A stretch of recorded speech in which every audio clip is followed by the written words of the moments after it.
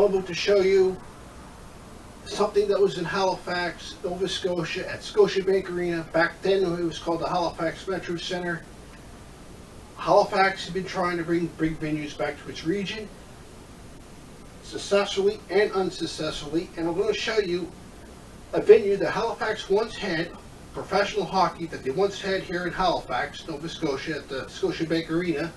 Ladies and gentlemen, your American Hockey League, your Nova Scotia Voyageurs, your Halifax Citadels, and your Nova Scotia Oilers. Ladies and gentlemen, let's take a look.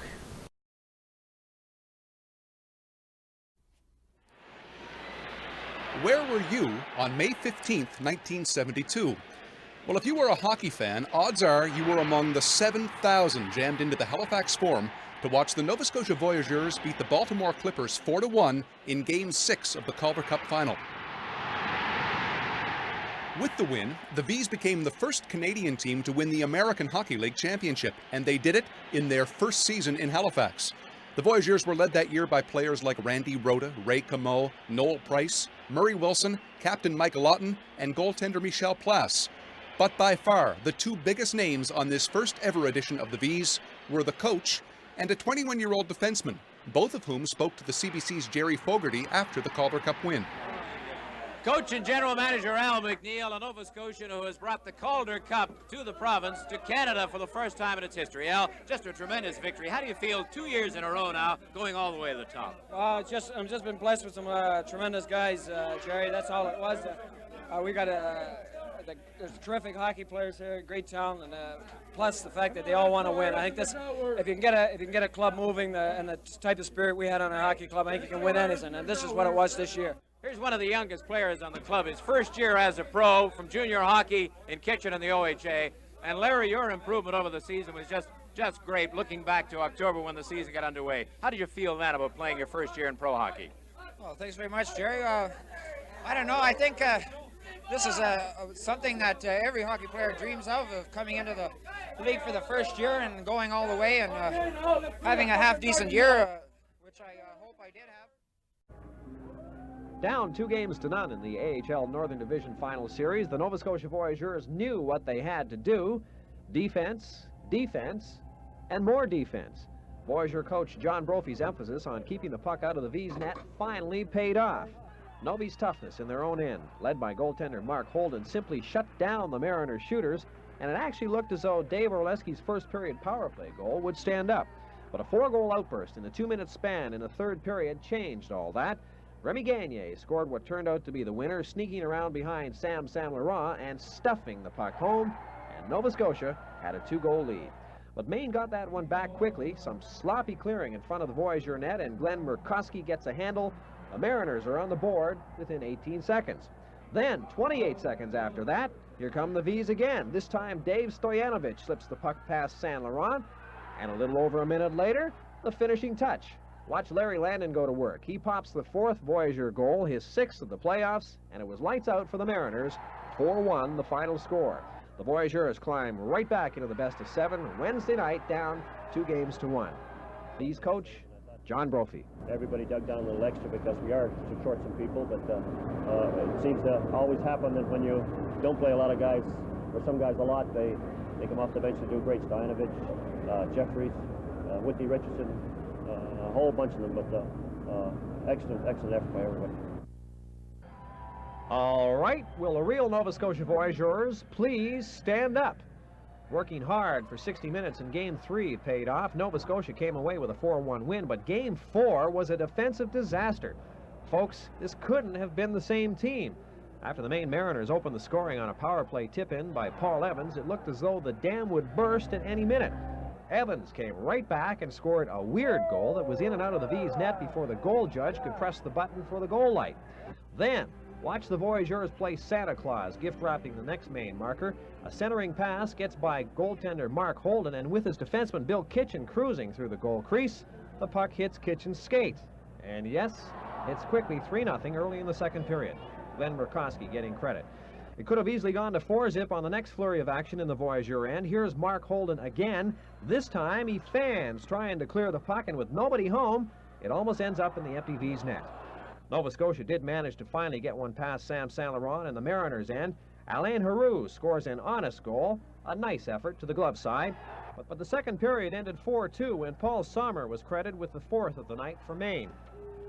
And the Mariners continued to play solidly in front of Saint Laurent right into the third period when the V's did see a bit of a ray of hope. Larry Landon notched his second in as many nights, but this time it was too little, too late. Ahead 4-2, Maine just waited for Novi to come to them, and picking their spots, Bud Stefanski put the game away late in the period. 5-2, the final.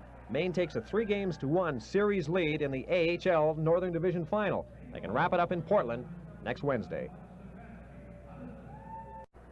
We'll pick up the action early in the second period. The V's ahead 1-0. Halifax native Whitney Richardson scores what turns out to be the winner. Some good forechecking in the Fredericton end finally pays off as he tucks home a rebound past Brian Ford.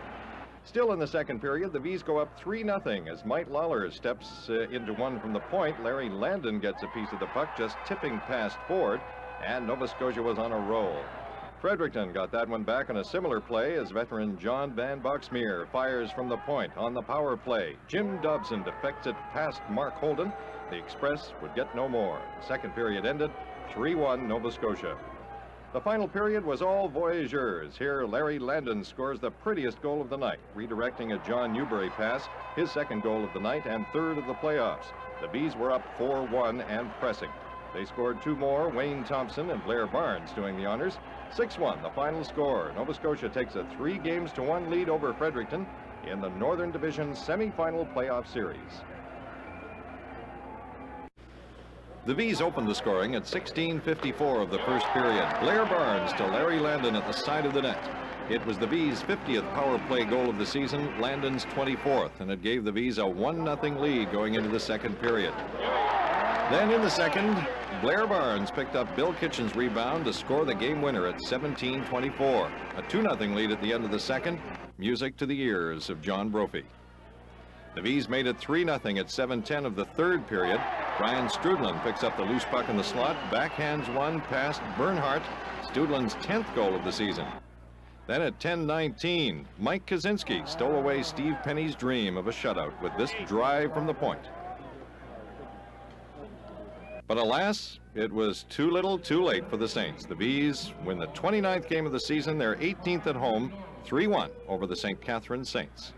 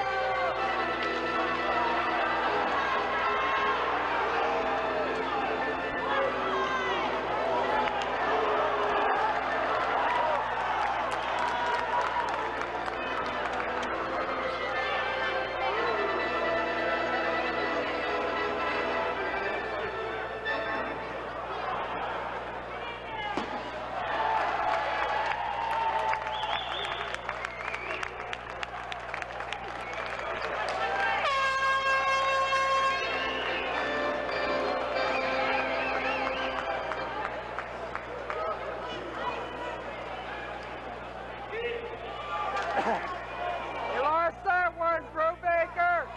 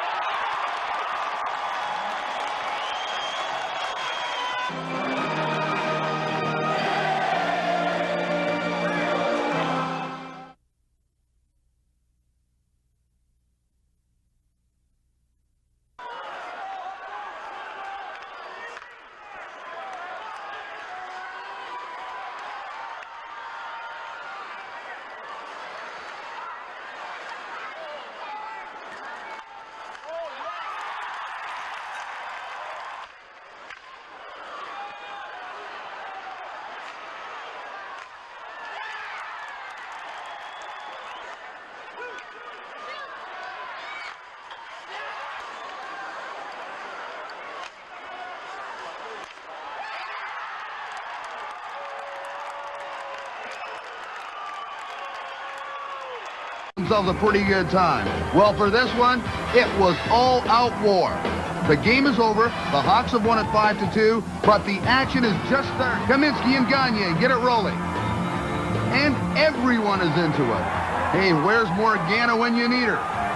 Shaughnessy won't let this one die.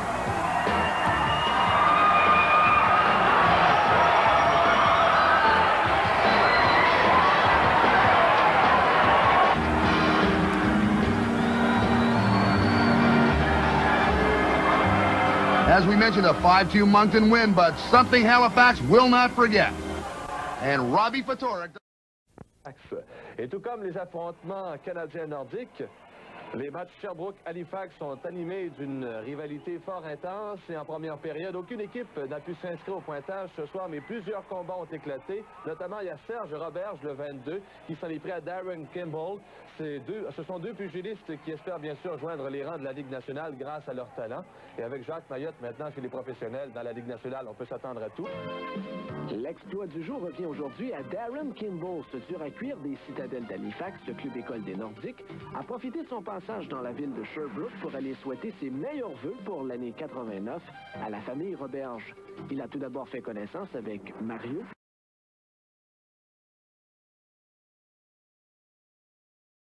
Now, you talk about going back in time. Now, I bet you half the people that see this hockey film that I just showed you at the American Hockey League here in Halifax, I bet you half the people had forgotten that Halifax even had professional hockey in the first place.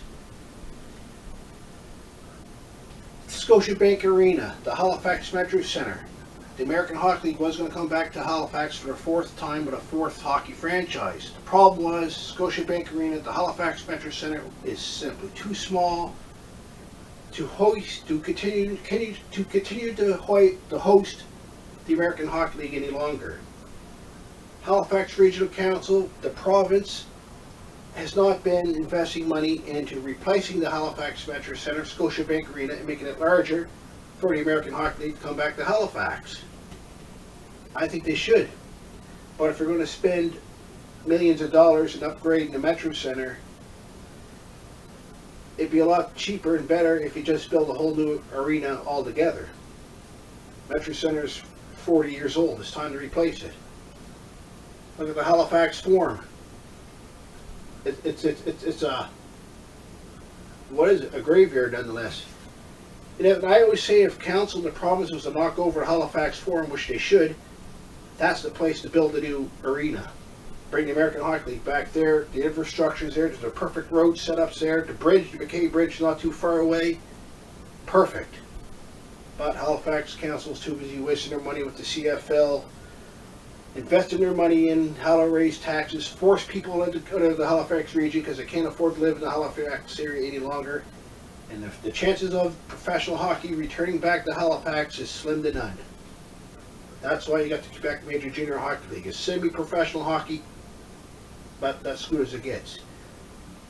But anyways, I thank you for watching this film. But if you, the people at home, want to see this professional hockey back in your region, contact your regional counselor.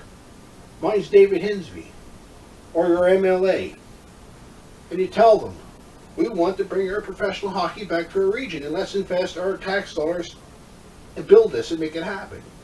But anyways, thank you for watching.